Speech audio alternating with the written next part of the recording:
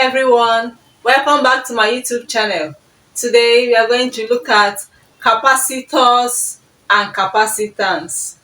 Before I proceed, if you are watching this channel for the first time, please give it a thumbs up, subscribe to this channel for more videos. So let's look at what we have on the board.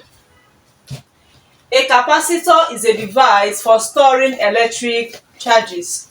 We use this capacitor to store electric charges. That means it is one of the electrical components.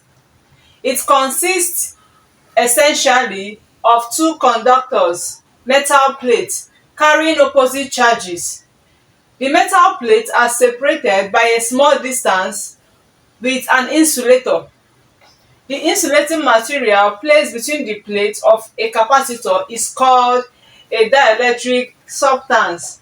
So it's trying to tell us that this capacitor is used to store electric charges, and it comprises of two metal plates.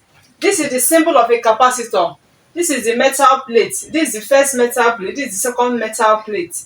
So the first metal plate has a charge of positive, while the second metal plate has a charge of negative. So in between the plate we have a dielectric substance, and that dielectric substance is said to be an insulator.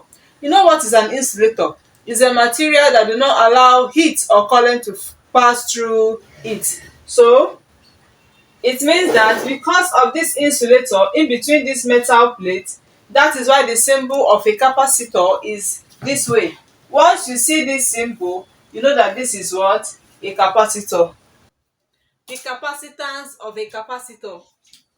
The capacitance C of a capacitor is defined as the ratio of the charge Q on either plate to the potential difference between the plates. The ratio of the charge, that means the charge over what? The potential difference. I told you earlier that a capacitor has two parallel metal plates, of which one is positive while the other one is negative. So the ratio between the charges of this plate and the potential difference between the plates is what is said to be the capacitance of a capacitor. Now it is measured in farad. It is measured in farad, although we have other units of this capacitance. We have microfarad. What is micro?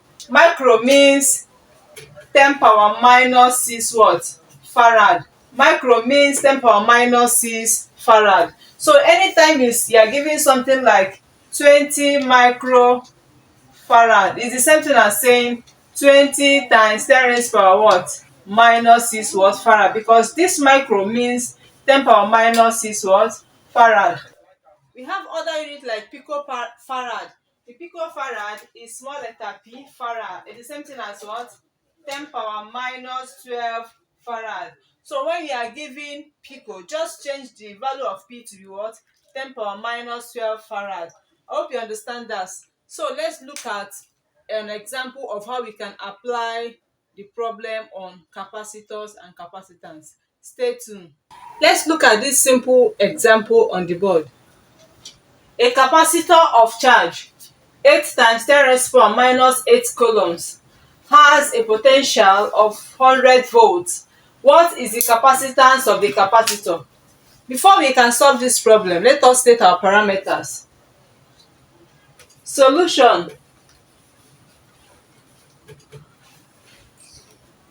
The charge Q is equals to 5 times 10 raised power minus 8 coulombs, and the potential difference V is equals to 100 volts. So what are we looking for? We're looking for C, which is the capacitance of the capacitor. Okay, then from our definition we say that the capacitance of a capacitor is equals to the quantity of charge or the ratio of the charge divided by the potential difference between the plates. Okay, so what is my charge? My charge is 5 times 10 raised power minus 8 divided by my potential difference is 100. So for me to get my C, I'm going to divide by saying 5 power minus 8 divided by 100 is going to give me 5 times 10 raised power minus 10, and the unit is what? Farad. So you must pay attention. I told you that most times, or all the time, we are going to represent this unit of capacitance in microfarad.